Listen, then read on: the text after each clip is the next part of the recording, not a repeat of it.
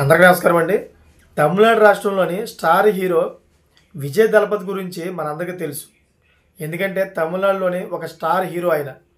ఆయన ఎన్నో సినిమాలు బ్లాక్ బస్టర్ అయ్యాయి. మన తెలుగు రాష్ట్రంలోని మనం అందరం కూడా చూసాం చాలా సినిమాలు. అయితే పాపం ఆయన రీసెంట్లీగా ఒక పార్టీ పెట్టారు. ఆ విషయం మీ అందరికీ తెలిసిందే. ఆ పార్టీ పేరు టీవీకే. అయితే ఈ టీవీకే పార్టీ పెట్టిన రోజే ప్రజలు కూడా తమిళనాడు ప్రజలందరూ కూడా భారీ మద్దతు తెలిపారు. ఫస్ట్ మీటింగ్కే కనీసం 20 లక్షల మంది వచ్చారంటే ఒకసారి ఆలోచించుకోండి ఆయన రేంజ్ ఏ విధంగా ఉందో. అటువంటి వ్యక్తికి పాపం పార్టీ పెట్టిన కాంచి ఏదో ఒక గండం అయితే ఏర్పడుతోంది. ఎందుకంటే కొన్ని రోజుల క్రితం ఆయన ఒక బహిరంగ సభ పెట్టినప్పుడు కనీసం 33 మంది దాకా తొక్కిసలాట చనిపోయారు.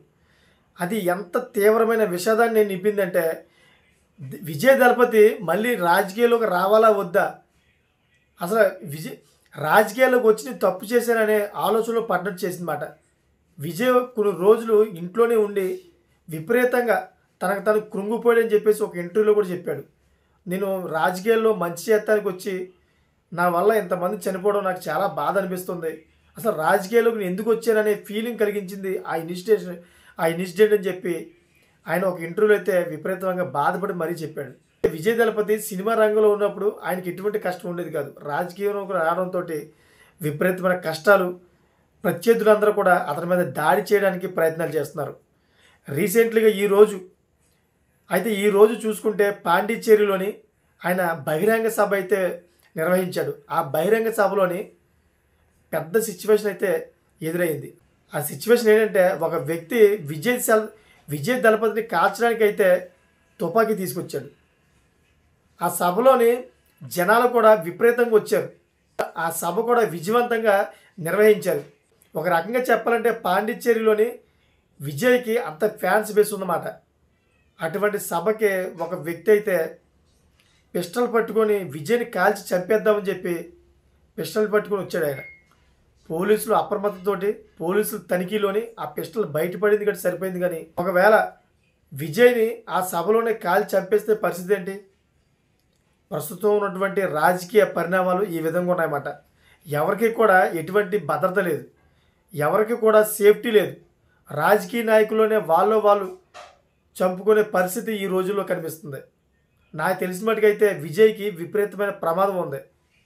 విజయ్ మీద ఏ రోజైనా కానీ ఎప్పుడైనా కానీ అటాక్ జరిగే అవకాశం ఉంది. విజయ్ తప్పకుండా తన భద్రతను కాపాడుకోవాలి. లేకుంటే కేంద్ర ప్రభుత్వానికైనా విన్నపించి కేంద్రం నుంచి అయితే బ్లాక్ కమాండోస్ ఉంటారు కదా, అటువంటి వాళ్ళందరినీ కూడా బాడీ గార్డ్స్ కింద పెట్టుకోవాలి. రీసెంట్లీగా మన ఆంధ్రప్రదేశ్లో రామచంద్ర యాదవ్ గారు కూడా బ్లాక్ కమాండోస్ని అయితే పెట్టుకున్నారు. ఆయన కేంద్ర ప్రభుత్వానికి విన్నపించి పెట్టుకున్నారు. ఆ విధంగా టీవీకే విజయ్ దళపతి కూడా ఆ విధంగా పెట్టుకోకపోతే మాత్రం కంపల్సరీ 100% అయితే విజయ్ దళపతిని చంపేస్తారు. ఎందుకంటే తమిళనాడు రాజకీయాలు ఆ విధంగా ఉంటాయి. స్టాలిన్ని కూడా తక్కువ అంచనాలు, అదేవిధంగా జయలలిత పార్టీని కూడా తక్కువ అంచనాలు, చాలా పార్టీలు ఉన్నాయి అక్కడ. విపరీతమైన క్యాస్ట్ ఫీలింగ్. అయితే విజయ్ దళపతి కూడా దీన్ని చాలా సీరియస్గా తీసుకొని తెలుస్తుంది. పోలీసులు కూడా దీని గురించి ఎంక్వైరీ స్టార్ట్ చేసినట్టు తెలుస్తుంది. అసలు ఈ వ్యక్తి తుపాకీని ఎందుకు తీసుకొచ్చాడు, అసలు విజయ్ని చంపడానికా లేదా దేనికోసమని ఎంక్వైరీ చేస్తున్నారు. మరి ఎంక్వైరీ తర్వాత మరి ఏం బయటపడబోతుంది, తర్వాత విజయ్ దళపతి ఏ విధంగా షాక్ గురవుతారో మరి వేచి చూడాలి. ఫ్రెండ్స్, ఇటువంటి లేటెస్ట్ ఇన్ఫర్మేషన్ మీ ముందు కోసం తీసుకొస్తా. దయచేసి ఛానల్ సబ్స్క్రైబ్ చేసుకోండి. Thank for watching friends.